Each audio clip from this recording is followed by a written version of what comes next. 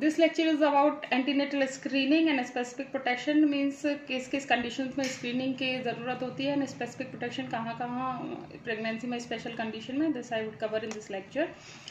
जैसे कि gestational diabetes mellitus कब कहते हैं, what is the plasma threshold plasma glucose level, and early late stage में सिफिलिस में प्रेगनेंसी में यदि सिफिलिस है तो what is the treatment, alternative regimen to the penicillin, RH NTD immunoglobulins कितना ज़रूरत होता है RH इनकम्पेटिबिलिटी में, and what is RH incompatibility, and vaccination of rubella. These question I would cover in this presentation.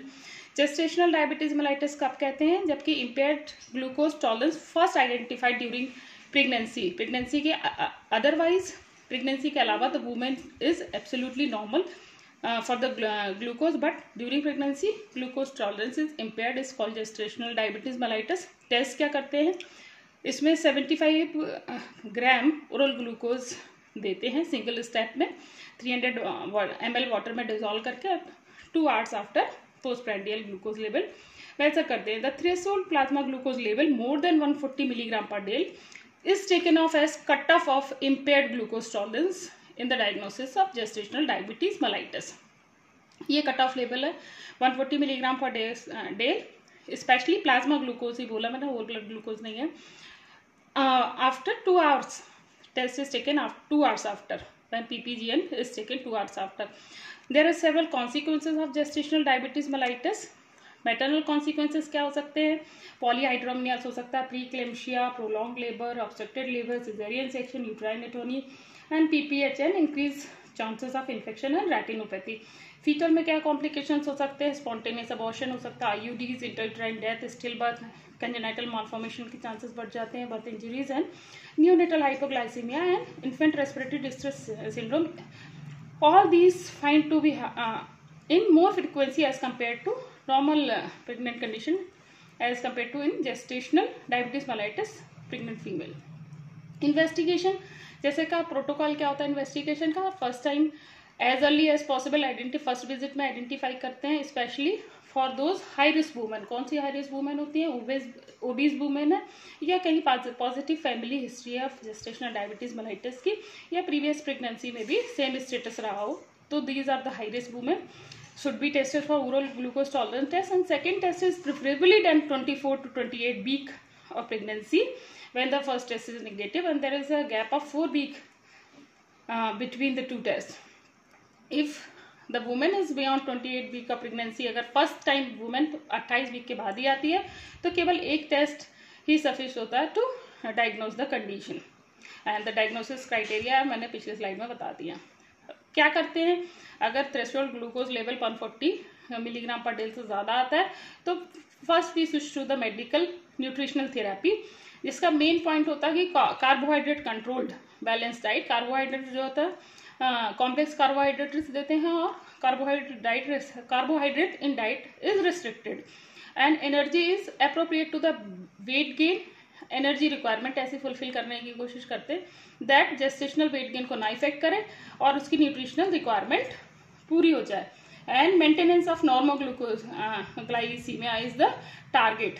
जो glucose का level normal होता है वो मेजर करते रहते हैं कि नॉर्मल लेवल पे अगर MNT के साथ चल रहा है, मेडिकल न्यूट्रिशनल थेरेपी के साथ, then it is okay. How to monitor MNT glucose during MNT is 2 hours postprandial glucose level up to 28 week, once in a 2 week, 15 दिन में एक बार ही मेजर करते हैं. 28 वीक के बाद once in a week, then fasting blood glucose and 2 hours postprandial glucose level every 3rd day or more frequently is measured, and the target is to women who fails to achieve, target क्या है, 2 hours postprandial glucose level less than 120 milligram per day. अगर नहीं होता, अगर less than 120 milligram per day बना रहता तो MNT पे ही, मतलब that means MNT is successful, नहीं तो फिर इंसुलिन के स्टार्ट के लिए it's indication. And if the 2 hours postprandial glucose level is more than 200 milligram per day at the diagnosis, पहली बारी में इतना ज़्यादा है तो इट्स फ्रैंक डायबिटीज. इसमें इंसुलिन से ही सीधे ट्रीटमेंट करेंगे, MNT is no role. Site of injection of insulin is the front और lateral aspect of thigh over the abdomen subcutaneously, and the injection of human premix insulin and insulin syringe is used is 40 international unit syringe to be used, and insulin vial is 40 IU per ml used for the therapy. Now second special condition, because I have explained only the important point of the gestational diabetes mellitus is a longer topic. Hypothyroidism is the second condition.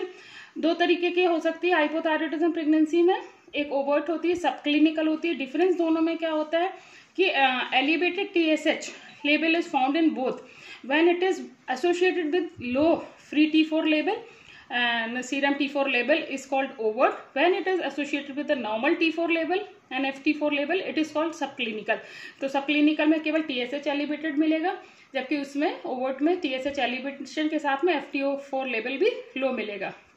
This is the reference value in 3 trimester. First trimester में reference value जो TSH की होती है 0.1 से 2.5 ml per unit पर litre होती है, and second trimester में 0.2 to 3 एंड थर्ड में 0.3 to 3 ml. These are the normal reference values of the TSH. इससे कंपेयर करते हैं कि कैसे इंक्रीज हो रहा है.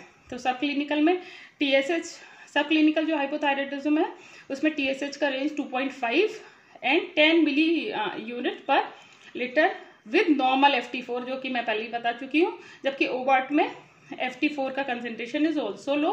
और अगर TSH more than 10 milli unit per liter, then it is indication for hypothyroidism. इसमें फिर FT4 का लेवल नहीं देखा जाएगा, इट्स ओवर्ट हाइपोथायरॉयडिज्म अगर TSH बहुत ज़्यादा इंक्रीज है, मोर देन 10 है. ठीक है. हाई रिस्क कौन कौन से फैक्टर रिस्क फैक्टर होते हैं जो हाइपोथायरॉयडिज्म के लिए प्रोन करते हैं प्रेग्नेंट फीमेल को? मान लो एंडेमिक एरिया में आयोडीन डिफिशियंसी है, ओबेसिटी है, थायराइड डिस्फंक्शन और सर्जरी हुई है, history of recurrent miscarriage, and these are the risk factor for the hypothyroidism.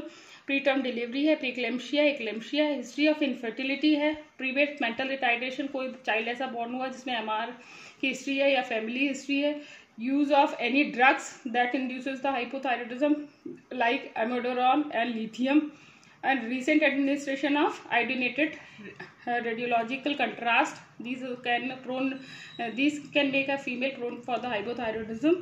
And known cases of autoimmune diseases. Autoimmune diseases के साथ there is more chances of association of the hypothyroidism, history of thyroid dysfunction in first degree relatives. All these are the high risk condition in which there is more chances to a female to be hypothyroid as compared to the other females.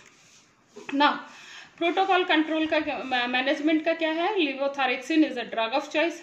लिवोथायरॉक्सिन drug of choice and the administration के लिए क्या precaution होगा? It should be taken empty stomach, preferably early in the morning it should be taken, and the strength required varies from 25 to 100 microgram per day, and this depends upon the level of TSH.